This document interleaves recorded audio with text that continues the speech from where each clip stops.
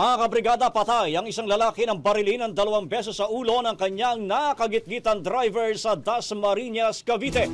Ayon sa Dasmariñas Component City Police Station, bandang alas 6:45 ng umaga nito pong Miyerkules ng pagbabarili ng biktima habang minamaneho ang kanyang pick-up na service vehicle ng Meralco Ortigas sa kahabaan ng Jose Abad sa barangay Salitran 3. Sa inisyal na investigasyon, lumalabas na naka-stop ang biktima dahil sa mabigat na daloy ng trapiko na huminto rin sa kanyang kaliwa ang isang lumang modelong kulay pulang kotse na walang malinaw na plaka.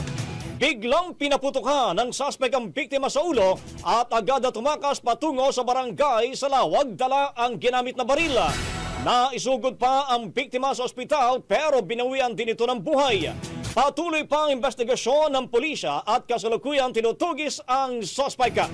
Samantala, marin po namang kinondena ng Meralco ang nangyaring insidente ng road rage ay kinasawi ng kanilang empleyado.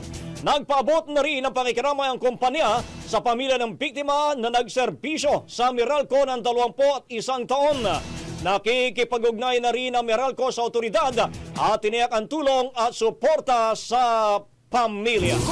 Ang bahaging ito ay hatid sa atin ng Standout ES4 Capsule. Simulang tuparin ang pangarap ng iyong anak. And stunting now,